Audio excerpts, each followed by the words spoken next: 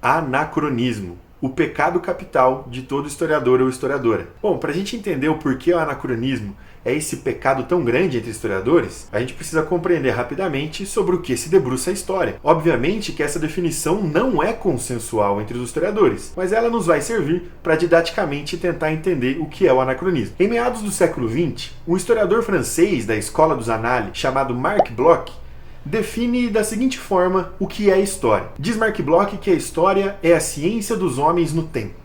É óbvio que essa definição poderia ser desmembrada em inúmeras reflexões, mas eu quero me atentar à última partícula dessa definição. A história é a ciência dos homens no tempo.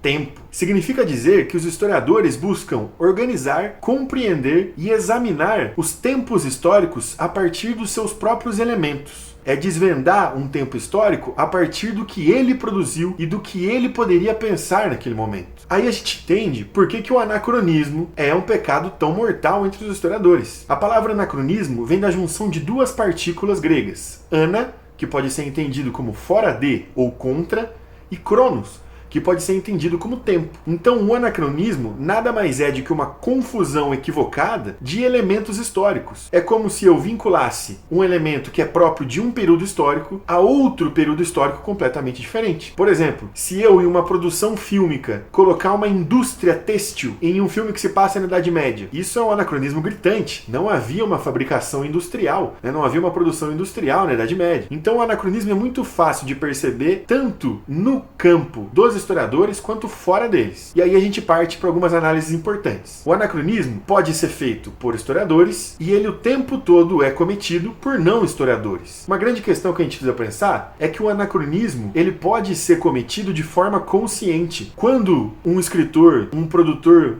cinematográfico coloca o anacronismo e pratica o anacronismo com a intenção de produzir efeitos emocionais no seu consumidor, é obviamente que a gente tem que entender esse recurso utilizado por esse produtor. Se o sujeito lá busca promover um filme que é uma distopia, um mundo acabando com uma invasão alienígena no ano de 1921, por exemplo. Elementos futurísticos no ano de 1921 que não existiam, mas que o produtor está usando livremente através da arte e através dessa produção cultural para gerar sensações no consumidor. Tudo bem, esse anacronismo, não que ele seja desculpável, mas ele é mais compreensível, porque ele está sendo utilizado conscientemente para gerar alguma emoção. Entre historiadores, o anacronismo seria indesculpável, esse tipo de anacronismo. O anacronismo que vincula objetos como vestimentas, fábricas ou questões mais materiais em períodos diferentes, em períodos equivocados, ele é muito fácil de ser observado. Mas existe um anacronismo que é muito mais complicado de ser observado e esse é o grande pecado entre os historiadores, que é o anacronismo conceitual. Quando, por exemplo, Karen Armstrong, a autora do livro Maomé, uma biografia do profeta, vincula a estrutura social organizada por Maomé com uma noção de socialismo, ela chega mesmo a dizer que Maomé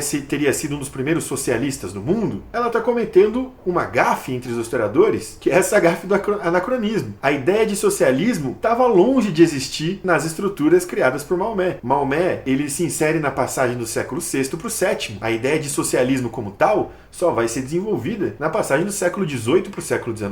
Karen Armstrong não é historiadora, mas ela está se pretendendo nesse livro fazer um trabalho historiográfico. Então esse é um deslize muito grande. Um historiador chamado Will Duran, por exemplo, em um artigo que foi até publicado por um jornal muito famoso aqui no Paraná, chamado Gazeta do Povo, defende que o que levou o Império Romano à sua destruição teria sido o que ele chamou de socialismo imperial. Segundo ele, o imperador Diocleciano teria assumido muitas das responsabilidades econômicas e centralizado essas responsabilidades econômicas em si e não teria deixado a iniciativa privada trabalhar no Império Romano. Isso é uma aberração do ponto de vista histórico, é um anacronismo muito grande, porque não existia a ideia de iniciativa privada no Império Romano. Tampouco o termo socialismo pode ser encaixado no período do Império Romano. E também o conceito de império vinculado àquele momento do Império Romano não tem como ser vinculado à ideia de socialismo muito posterior. Esse é um anacronismo muito grande. Então, quando a gente percebe esses elementos conceituais sendo jogados descuidadamente, né, ao longo das análises dos historiadores, a gente vê que isso pode comprometer demais a interpretação e o exame de um determinado tempo histórico. Mas uma questão que se coloca e que é muito importante é a seguinte: será que há como os historiadores simplesmente não serem anacrônicos? Na medida em que eu,